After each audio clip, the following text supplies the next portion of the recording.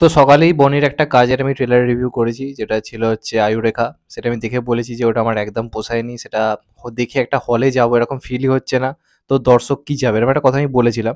কিন্তু যে ট্রেলারটা ভালো লাগে, যেটা দেখে মনে হয় যে না সত্যি ভালো, সেটা ভাই অনেস্টলি বলবো।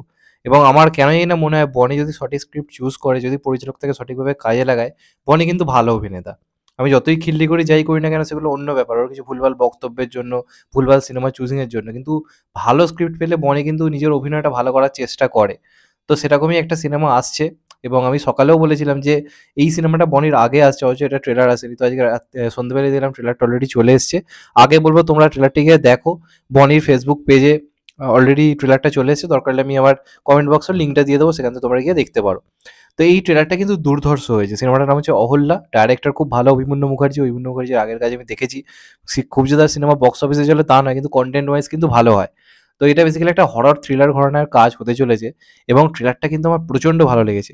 একটা বাংলা সিনেমা ট্রেলার বা বাংলা সিনেমায় যে ধরনের গল্পে কাজ হয়, সেখান থেকে দেখে কিন্তু এক্সপেরিমেন্টাল কিছু একটা হয়েছে। এবার এই কাজটা কিন্তু প্রপার প্রমোশন দরকার। আমি চাই এই কাজটা বক্স অফিসে সফল হোক, কারণ গল্প কিন্তু জোর রয়েছে।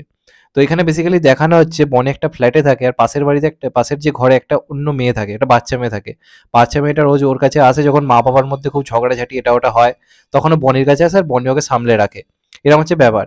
এবার ও আস্তে আস্তে পরিবারটার সঙ্গে বনের একটা কানেকশন তৈরি হচ্ছে। মা বাবাটাকে গিয়ে বলছে যে তোমরা কেন নিজেদের মধ্যে তথ্যের এটা ওটা করে বাচ্চাটার জীবনটাকে নষ্ট করছো। তো তখন আমরা বনির একটা ব্যাক স্টোরি দেখতে পাই, যেখানে তার সঙ্গে প্রিয়াঙ্কার একটা লাভ স্টোরি দেখানো হয়। আবার সেখান থেকে গল্পটা স্প্যান হয়ে গিয়ে দেখানো হচ্ছে যে ও যেটা ভাবছে সেটা আলটিমেটলি কিন্তু কল্পনা। ও যে মেয়েটাকে দেখছে, বাচ্চা মেয়েটাকে দেখছে, বা যে ওর যে মা বাবাটাকে দেখছে, তারা কিন্তু বর্তমান দাঁড়িয়ে এক্সিস্ট করে না, কারণ চারপাশে লোকজন বলছে ওরম কেউ নেই। ও সেটাকে দেখতে পাচ্ছে যে ওই তিনজন রয়েছে।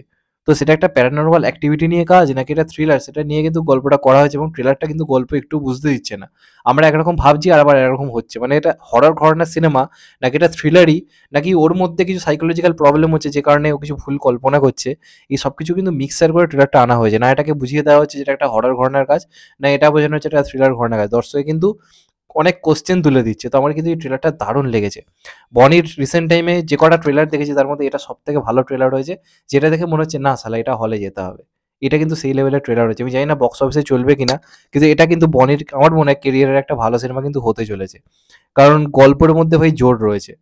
মানে গল্পটার মধ্যে কিছু একটা আছে। গল্পটা হলে যাওয়ার জন্য আমাকে এক্সাইটেড করেছে, এবং ট্রেলারটা আমার জন্য তো অন্ততপক্ষে খুবই ওয়ার্ক করেছে।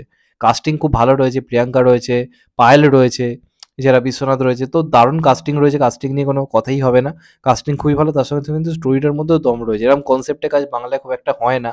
এবং এটার যে মেকিং বা এটার কাজটার যে কোয়ালিটি দেখে বোঝা যাচ্ছে তারা কাজটার পেছনে টাকা খরচ করেছে, তারা কাজটা খেটে বানিয়েছে। সেরকম লেভেলের কিন্তু কাজ হয়েছে। একটা দেখে ভাই ইচ্ছে হচ্ছে। যেমন সকালের যে কাজটা দেখে বোঝা যাচ্ছিল যেন জোর করে করেছে কাজটা, কিন্তু এটার মধ্যে কিন্তু সেটা নেই। এটার কিন্তু টেকনিক্যাল দিক সিনেমাটার মধ্যে বেশ ভালো।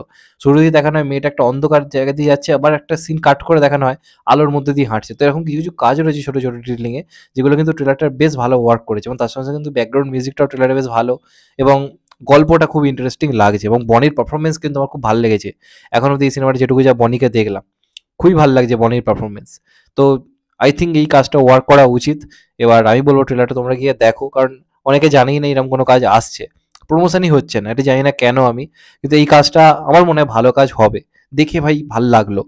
এবার দেখা যাক কেমন হয়। সিনেমাটা যখন আসবে 23 তারিখে রিলিজ করছে। তো দেখা যাক ফাইনালি কিরম কি চলে। তো তোমরা যারা ট্রেলারটা দেখেছো তারা কমেন্ট করে জানাও যে তোমাদের কেমন লেগেছে। আর যারা দেখোনি, আমি ডেসক্রিপশন এবং ডেসক্রিপশন নয় সরি কমেন্ট বক্সে আমি লিঙ্ক দিয়ে দিচ্ছি ট্রেলারটার। এমনিতেও তোমরা বনির ফেসবুক পেজে গেলে পেয়ে যাবে। তাও যদি না যেতে পারো বাই চান্স, আমি ডেসক্রিপশনের মানে কমেন্ট বক্সের লিঙ্ক দিয়ে রাখলাম ট্রেলারটা, তোমরা সেখানে গিয়ে দেখো। এবং ভালো লাগলে ট্রেলারটাকে অবশ্যই শেয়ার করো।